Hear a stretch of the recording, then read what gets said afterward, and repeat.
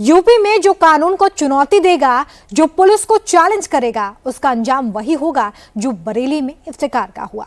15 सालों से यूपी में शैतान का आतंक था, जिसका नाम सुनते ही लोग अपने घरों का दरवाजा बंद कर लेते थे।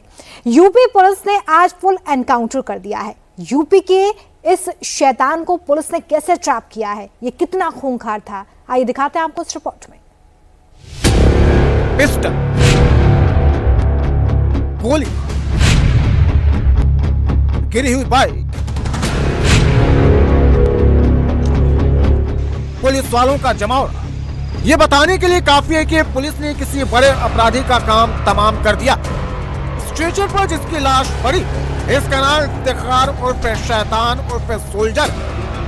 इस पर 1 लाख रुपए का इनाम था। ये यूपी का सबसे बड़ा डकैत था। पिछले 15 सालों से पश्चिमी और मध्य यूपी में इसका आतंक था, लेकिन शैतान उर्फ सोल्जर के आतंक को बरेली पुलिस ने खत्म कर दिया। इसका फुल एनकाउंटर कर दिया।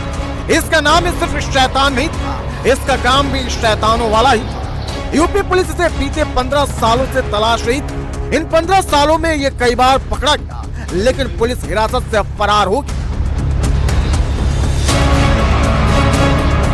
डकैत शैतान को बरेली के नैनीताल रोड पर जब 3 थानों की पुलिस ने घेरा, तीसरी बाइक से रात के अंधेरे में वारदात को अंजाम देने जा रहा था। लेकिन पुलिस ने जैसे ही घेरा, डकैत शैतान ने अपनी बाइक इस मैदान की तरफ मोड़ दी। पुलिस की टीम ने जब पीछा किया तो फायरिंग करने लगा। फिर क्या, पुलिस और एसओजी की टीम पहले से ही तैयार बैठी थी। पुलिस ने गोली का जवाब गोली से दिया। दोनों तरफ से करीब 10 राउंड फायरिंग और पुलिस की गोली सीधे डकैत शैतान के सीने और पेट में जाकर फंस गई, जबकि इसके एक साथी मौके से फरार होने में कामयाब हो गया। अब पुलिस कॉम्बिंग कर उसकी तलाश में जुट गई। 2024 में बिथरी थाना अंतर्गत डकैती की घटना में एक वांछित अपराधी था, इफ्तिकार उर्फ सोल्जर उर्फ शैतान, जिसके ऊपर 1 लाख रुपए का पुरस्कार घोषित था इसकी गिरफ्तारी के लिए। इसके बारे में पुलिस की टीमें लगातार इसको सर्च कर रही थी। आज सुबह पुलिस को ये इनपुट मिला था कि इसका शहर के अंदर मूवमेंट है। हमारी जो एसओजी टीम्स हैं और थाने की टीम्स हैं, उनके द्वारा इसका पीछा किया गया। थाना भोजीपुरा अंतर्गत नैनीताल हाईवे के पास बिलवा पुल के पास में इसके द्वारा पुलिस पार्टी के ऊपर फायर किया गया। पुलिस के द्वारा घेर के इसको गिरफ्तार करने का प्रयास किया गया, लेकिन ये और इसका एक और साथी, दोनों लोग मोटरसाइकिल से थे, इनके द्वारा लगातार पुलिस पार्टी पे फायर किया गया। आत्मरक्षा सेल्फ डिफेंस में पुलिस के द्वारा भी कंट्रोल्ड फायरिंग की गई, जिसमें इसको गोली लगी। दूसरा साथी इसका फरार हो गया। हमारी फील्ड यूनिट मौके पर एविडेंस कलेक्ट कर रही है। इस पूरी कार्रवाई में एसओजी का एक सिपाही कांस्टेबल राहुल को भी बाजू में गोली लगी है, जिसका उपचार कराया जा रहा है। बाकी जो फोरेंसिक टीम है वो एविडेंस कलेक्ट करेगी और आगे बताया जा रहा है। 2012 में भी बाराबंकी से पुलिस कस्टडी से फरार हो गया। हाँ, ये वर्ष 2012 में बहराइच जनपद से 12 पुलिस कस्टडी से फरार हुआ था। 8 साल तक फरार रहा था। इसके ऊपर पहले भी 50,000 रुपये का इनाम घोषित था। वर्ष 2020 में इसको गिरफ्तार किया गया। इस मुठभेड़ में डकैत शैतान को मारा गया, लेकिन क्रॉस फायरिंग में एसओजी के सिपाही के हाथ में भी गोली लगी है, जिसका इलाज चल रहा है। बदमाशों ने पुलिस को भी टारगेट कर गोलीबारी। अगर बुलेट प्रूफ जैकेट नहीं होता तो पुलिस वालों की जान भी जा सकती थी। पुलिस अधिकारी जिस जगह को अपनी उंगली से कवर कर रखा है, यहाँ पर एक गोली धंसी हुई है, और ये वही गोली है जिसे डकैत शैतान उर्फ सोल्जर ने पुलिस वालों को टारगेट कर चलाई। जहाँ डकैत शैतान का फुल एनकाउंटर हुआ, वहाँ से 32 बोर की एक पिस्टल, 2 मैगजीन, 17 जिंदा कारतूस, 28,000 रुपए, मोबाइल फोन, बिना नंबर प्लेट की एक बाइक बरामद हुई। गोली और हथियारों को देखकर आपको अंदाजा लग गया होगा कि डकैत शैतान कैसे लूट और हत्या की वारदात को अंजाम देता था। इफ्तिखार बहुत ही शातिर अपराधी था। पुलिस से बचने के लिए अपनी पहचान बदल लेता था। इसके 12 अलग अलग नाम थे, 5 जगहों पर यह रहता था, जिसके कारण पुलिस भी कंफ्यूज हो जाती थी। इफ्तिखार उर्फ धूम उर्फ लड्डू उर्फ सोल्जर उर्फ लोथा उर्फ शैतान उर्फ शाकिर, इसके इतने नाम थे।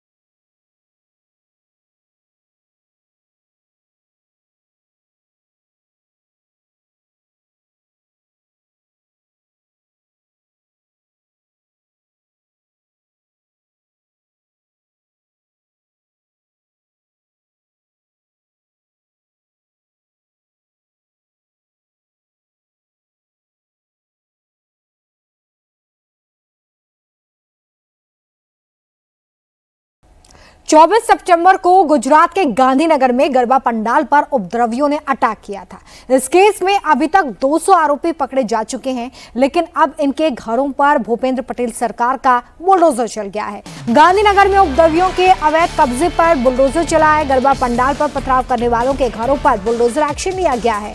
R&B की जमीन पर अवैध कब्जा कर मकान बनाए गए थे। 186 अवैध मकानों पर बुलडोजर एक्शन लिया गया। 1, 2, 3, 4, 5, 6, 7 बुलडोजर एक्शन मोड में है।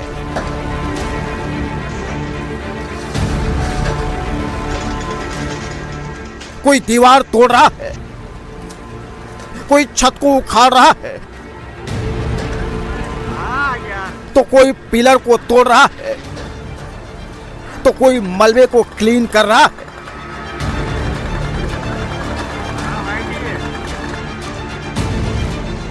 ये बुलडोजर गुजरात के गांधीनगर में चल रहे हैं। ये बुलडोजर उनके घरों पर चल रहे हैं जिन्होंने नवरात्रि के दौरान पूजा पंडाल पर अटैक किया था। गरबा पंडाल में घुसकर लोगों को निशाना बनाया था, सड़क पर पत्थरबाजी और जमकर हंगामा किया था। गांधीनगर के बहियाल गांव में 186 अवैध निर्माण पर बुलडोजर चल रहा है। इस डिमोलिशन ड्राइव में 500 से अधिक पुलिस बल को तैनात किया गया है। 20 जेसीबी, 50 ट्रक के जरिए इस अवैध निर्माण को साफ किया जा रहा है।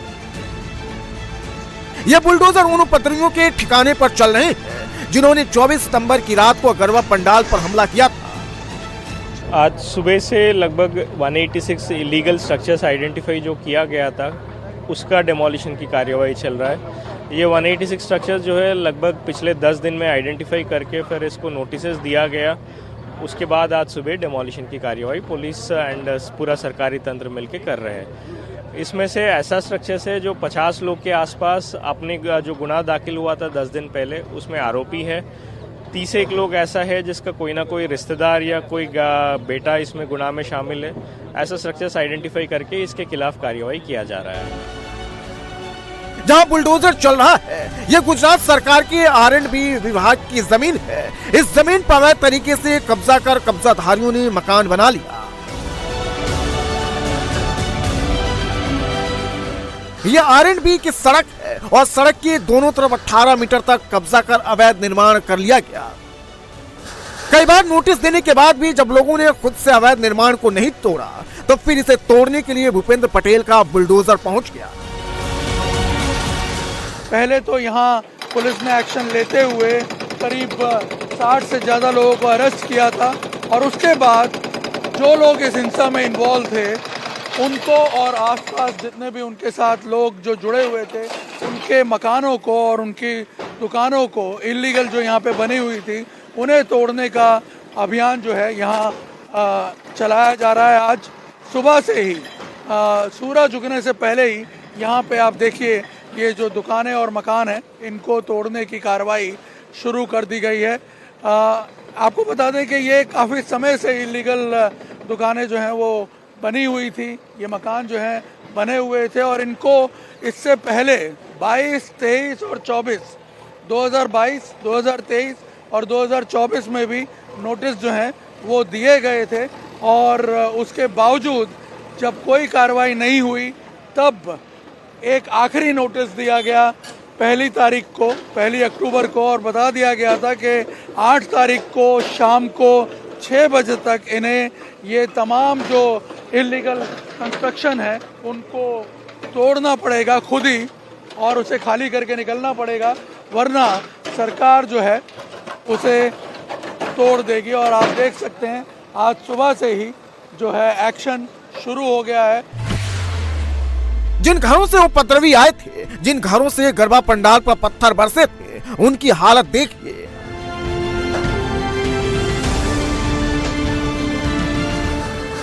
बुलडोजर ने इन्हें खंडहर में तब्दील कर दिया है। अब बुलडोजर एक एक कर इन अवैध कब्जे को साफ कर रहा है। पूरी तरह से इस अवैध कब्जे को साफ करने में 2 दिन का वक्त लग सकता है। लगातार प्रशासन जो है उसकी तरफ से कार्रवाई जो है वो की जा रही थी, लेकिन जब देखा गया कि कोई एक्शन नहीं लिया गया है इनकी तरफ से और लगातार जो ये इलीगल कंस्ट्रक्शन है वो आप देखिए बढ़ता ही जा रहा था, उसके बाद सरकार ने अपनी जो कार्रवाई है उसको तेज़ किया और उसके बाद आप देखिए जिस प्रकार से ये हिंसक घटनाएं होनी शुरू हो गई यहाँ पे। और जब देखा कि ये लोग इलीगली कंस्ट्रक्शन तो कर ही रहे हैं लेकिन साथ साथ कानून को भी अपने हाथ में ले रहे हैं, तब जाकर के यहाँ पे आप देख सकते हैं कि अब ये जो है डिमोलिशन का एक्शन जो है उसको लिया गया। और यहाँ आप देख सकते हैं सरकारी बुलडोज़र जो हैं वो यहाँ पहुँच करके इन तमाम जो इलीगल प्रॉपर्टीज़ हैं उनको यहाँ पे तोड़ रहे हैं। ये आप देख सकते हैं यहाँ पे आज सुबह से ही ये एक्शन चल रहा है।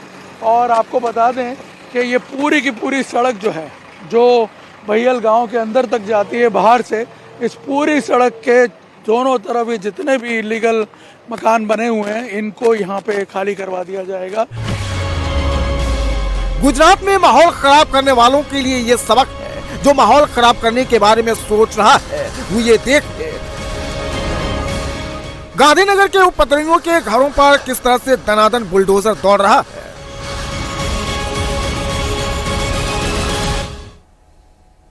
कानपुर के मूलगंज के मिश्री बाजार में धमाका हुआ, 2 स्कूटी के परखच्चे उड़ गए, 8 लोग जख्मी हो गए। कई लोग इसे आतंकी वारदात से भी जोड़ने लगे हैं, लेकिन कानपुर स्कूटी ब्रांच में एक बड़ा खुलासा हुआ है। अवैध पटाखे की दुकान में यह धमाका हुआ था। बिना लाइसेंस पटाखों की बिक्री और स्टोरेज।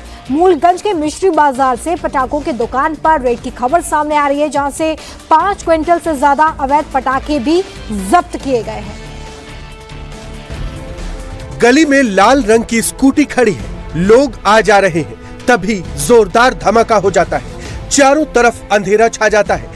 धमाका इतना जबरदस्त था कि सीसीटीवी पर भी इम्पैक्ट पड़ता है और सीसीटीवी काम करना बंद कर देता है।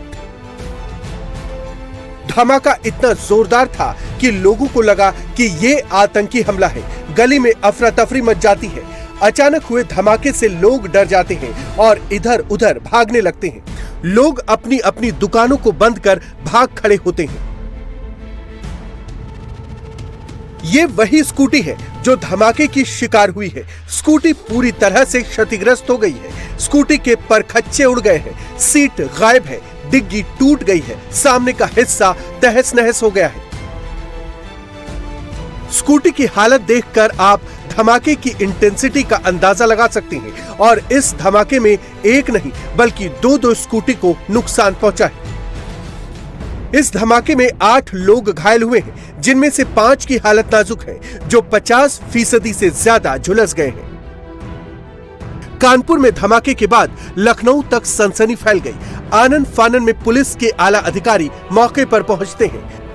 चूंकि स्थानीय लोगों का दावा था कि धमाका स्कूटी में हुआ है, तो पुलिस आतंकी वारदात के एंगल से जांच शुरू कर देती है। कानपुर के इस भीड़ भाड़ वाले इलाके में बम कहां से आया, कौन लेकर आया, इसकी जांच के लिए पुलिस की टीम आसपास लगे करीब 100 से ज्यादा सीसीटीवी को खंगालती है, लेकिन कोई भी सुराग नहीं मिलता। तभी पुलिस को पटाखे की बिक्री का क्लू मिलता है। इसके बाद पुलिस अवैध पटाखे के एंगल से जांच शुरू करती है। इसके बाद खुलासा हुआ, उसे सुनकर पुलिस भी चौंक गई। जांच में एक और खुलासा हुआ है। धमाका स्कूटी के अंदर नहीं हुआ, बल्कि स्कूटी जिस दुकान के सामने खड़ी थी उस दुकान में ब्लास्ट हुआ है। कानपुर के मिश्री बाजार इलाके में जो विस्फोट हुआ है, उस विस्फोट में ये खुलासा हुआ है कि जो विस्फोट लगातार ये कहा जा रहा था कि स्कूटी पे रख के बाकायदा विस्फोट हुआ है, तो ये बात बिल्कुल स्पष्ट हो गई है कि स्कूटी में विस्फोट नहीं हुआ है। जिस दुकान के बाहर ये स्कूटी खड़ी हुई थी, उस दुकान के ठीक सामने तखत के बगल में बताया जाता है कि एक चिंगारी निकलती है और सीसीटीवी विजुअल ये बताने के लिए काफी है कि जब धमाका होता है तो स्कूटी ठीक बगल में थी और जो इम्पैक्ट है स्कूटी में, आप जो इम्पैक्ट देखिए कि आगे का जो हिस्सा है वो पूरी तरीके से क्षतिग्रस्त हुआ है। इसके अलावा अगर बात कर लिया जाए तो सीट की, और इसमें डिग्गी भी होती है छोटी सी जिसमें लोग अपना सामान रख देते हैं, लेकिन आमतौर पर देखा जाता है कि अगर स्कूटी में इस तरीके का विस्फोट होता तो कम से कम ये हिस्सा और आगे का हिस्सा पूरी तरीके से दग सकता था।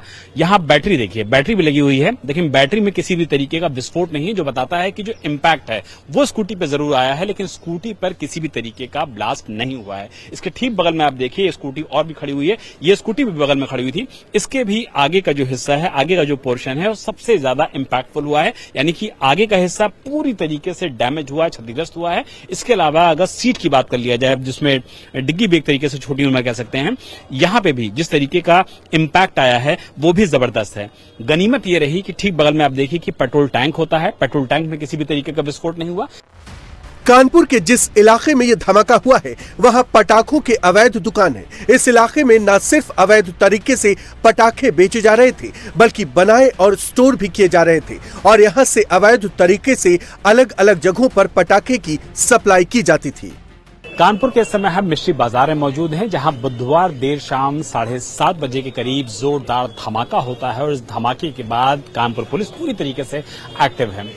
दुकानों की सघन चेकिंग की गई है, जबरदस्त सर्च ऑपरेशन चलाया गया है, और इस मार्केट में सबसे ज्यादा हैरानी की बात यह है कि न तो पटाखों के बिकने का लाइसेंस है, न तो भंडारण का लाइसेंस है, लेकिन पटाखे बिक भी रहे थे, पटाखों का भंडारण भी किया जा रहा था। और इसी को देखते हुए कानपुर पुलिस ने इस मामले में 12 लोगों को अपनी गिरफ्त में भी लिया है, जिसमें तमाम वो लोग शामिल हैं जो दरअसल पटाखों के अवैध भंडारण और उसकी सेल और परचेज में पूरी तरीके से शामिल थे। अभी भी आप देखिए कि किस तरीके से जो ऑफिसर्स हैं, LIU के लोग हैं, इंटेलिजेंस के लोग हैं, वो यहाँ पर पहुंच रहे हैं, और जो आसपास की दुकान के लोग हैं उनसे पूछताछ कर रहे हैं, जानने की कोशिश कर रहे हैं कि आखिर इस पूरे जो ब्लास्ट है उसके पीछे की असल वजह क्या है। यहाँ भंडारण तो होता है, अवैध रूप से घरों के अंदर भंडारण रखते हैं, उसके लिए सरकार को थोड़ी सख्ती करना चाहिए।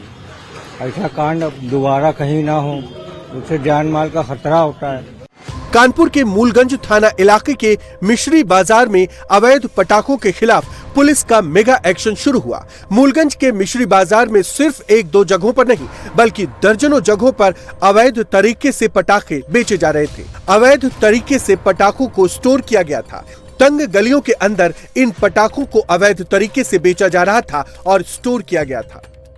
मिश्री बाजार की जो तंग गलियां हैं उसमें हम मौजूद हैं, जहां पर आप जहां तक नजर जाएगी वहां तक आपको मार्केट नजर आएगी, वहां तक आपको टॉयज की दुकान नजर आएंगी, वहां तक आपके स्पोर्ट्स की शॉप नजर आएंगी। लेकिन यहाँ पर जिस तरीके से अवैध भंडारण चल रहा था, मार्केट में पटाखों को रखा जा रहा था, बेचा जा रहा था, वो अपने आप में कई तरीके के सवाल खड़े करता है। कल जब ये घटना घटी, उसके बाद लखनऊ समेत दिल्ली तक हड़कंप मच गया कि कानपुर में जो घटना हुई है आखिर उसके पीछे वजह क्या है। लेकिन जब इन्वेस्टिगेशन आगे बढ़ा तो ये साफ हो गया कि ये कोई भी आतंकवादी घटना नहीं है, कोई भी सबोटाज नहीं है, किसी भी तरीके की साजिश नहीं है, बल्कि जो अवैध भंडारण पटाखों का हो रहा था दिवाली से ठीक पहले, ये कहीं न कहीं उसी का नतीजा है। यूपी ATS के सीनियर ऑफिसर्स हैं, वो भी इस समय यहाँ पर पहुंचे हुए हैं, और आप देखिए कि इस समय जो ATS के कमांडोज हैं, ATS की टीम्स हैं, वो भी फिलहाल यहाँ पर पहुंचे हुए हैं, ताकि इस पूरे मामले की तह तक पहुंचाया जा सके, जांच तक पहुंचाया जा सके, और ये एस्टैब्लिश किया जा सके इस पूरे मामले का अगर कोई सच है तो वो सच क्या है। छोटी छोटी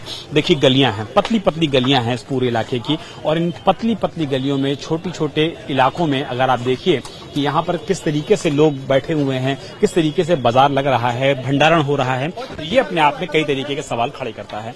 भैया यहाँ भी पटाखे बन रहे थे क्या? पता नहीं भाई। अंदर जो दुकानें हैं वो किस चीज की हैं? अंदर सब कॉस्मेटिक प्लास्टिक की दुकानें हैं। धमाके के बाद से ही पुलिस की टीम एक्शन में है। अवैध तरीके से पटाखा बनाने, बेचने और स्टोर करने के आरोप में पुलिस ने 12 लोगों को हिरासत में लिया। ये वो लोग हैं जो बिना लाइसेंस के अवैध तरीके से पटाखे बेच रहे थे। कानपुर में हुए धमाके ने लोगों और प्रशासन की नींद उड़ा दी है। कानपुर जैसा हादसा यूपी के किसी दूसरे क्षेत्र में ना हो, इसके लिए पूरे यूपी में पुलिस एक्शन मोड में है। अवैध पटाखों पर सख्ती बढ़ा दी गई है। क्विंटल के क्विंटल अवैध पटाखे पकड़े जाने लगे हैं। यूपी की राजधानी लखनऊ से लेकर एक छोटे से गांव तक में जाकर पुलिस रेड कर रही है और अवैध पटाखा फैक्ट्री का न सिर्फ भंडाफोड़ कर रही है, बल्कि उस पर एक्शन भी लिया जा रहा है। देखिए,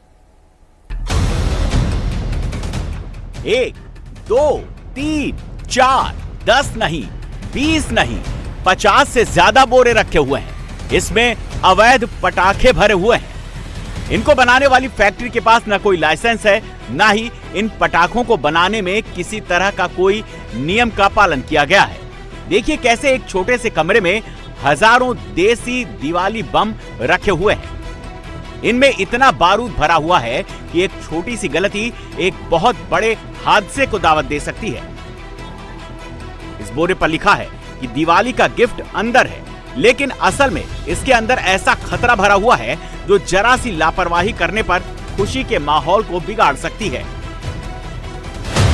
त्योहार का सीजन आते ही छोटे छोटे गांव कस्बों में अवैध पटाखे की फैक्ट्री को जब्त कर लिया। 1.5 क्विंटल सोडियम, 28 किलोग्राम कोयला, 20 किलोग्राम एल्यूमिनियम, 25 किलोग्राम गंधक, 5.5 क्विंटल तैयार पटाखे, 2 क्विंटल सुतली बम, 1 क्विंटल आधे बने पटाखे, 19 किलोग्राम बारूद, 4 बोरी सामग्री, बुरादा, बांस, अलारदू और एक ऑटो भी बरामद किया गया। अब ये जान लीजिए कि इस अवैध कारोबार को ये लोग कैसे ऑपरेट करते थे। इनका पहला और सबसे जरूरी काम था चोरी छिपे किसी तरह रॉ मटेरियल मकान तक पहुंचाना।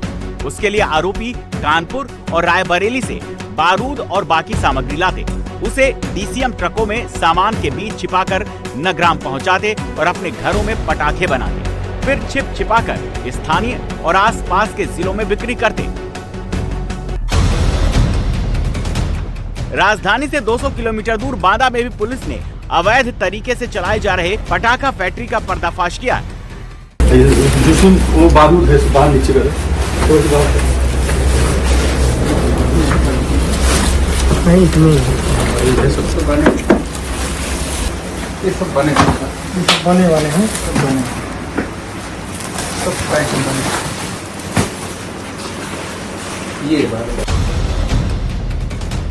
बांदा जिले के बुरेह गांव में एक खेत में ये अवैध पटाखा फैक्ट्री चलाई जा रही थी। मौके से पुलिस ने भारी मात्रा में बने हुए पटाखे और अधबने पटाखों को जब्त किया है और बारूद, विस्फोटक रासायनिक पदार्थ, खाली डिब्बे, पैकिंग सामग्री, रैपर, पटाखे बनाने की मशीन और दूसरी चीजों का एक बड़ा जखीरा बरामद किया। बनाने का है, इसमें बारूद है। अब तो बनाना भी प्रतिबंधित हो गया। फैक्ट्री सीधा बनाना है तो पूरा बारूद है ना, बारूद है। लगाओ दूर रखो जरा। देर रात पुलिस टीम को गश्त के दौरान मुखबिर से सूचना मिली, यहां अवैध तरीके से पटाखे बनाए जा रहे हैं। मुंबई के जोगेश्वरी में कल रात बड़ा हादसा हुआ। पोर्श कार जिसकी कीमत करीब 1 करोड़ के आसपास है, एक गड्ढे की वजह से पूरी तरह से डैमेज हो गई। कल रात को करीब 2 बजे 2 लोग इस कार से मोगरा मेट्रो स्टेशन के पास से गुजर रहे थे, तभी अचानक से गाड़ी का पहिया गड्ढे में फंस गया, जिसकी वजह से ड्राइवर ने संतुलन खो दिया और गाड़ी डिवाइडर से टकरा गई। इस हादसे में गाड़ी में सवार दोनों लोग जख्मी हैं, जिनका इलाज चल रहा है। बीती रात मुंबई में तेज रफ्तार का कहर दिखाई दिया। घटना मुंबई के जोगेश्वरी इलाके की है, जब एक तेज रफ्तार पोर्श कार हादसे का शिकार हो गई। पुलिस सूत्रों के मुताबिक घटना करीब रात 2 बजे की है। इस गाड़ी का चालक अपने दोस्तों के साथ वेस्टर्न एक्सप्रेस हाईवे से गुजर रहा था। उसी दौरान जब इनकी गाड़ी मोगरा स्टेशन से गुजर रही थी, तब अचानक हाईवे पर सड़क पर एक गड्ढा था और इस गड्ढे में इस तेज रफ्तार पोर्श कार का पहिया गया। इस दौरान ड्राइवर जो है वो बैलेंस खो बैठा, क्योंकि गाड़ी की रफ्तार काफी तेज थी और अचानक गड्ढा आने की वजह से ड्राइवर कंट्रोल खो बैठा और ये गाड़ी इस वेस्टर्न एक्सप्रेस हाईवे पर जो डिवाइडर है उस डिवाइडर से टकरा गई।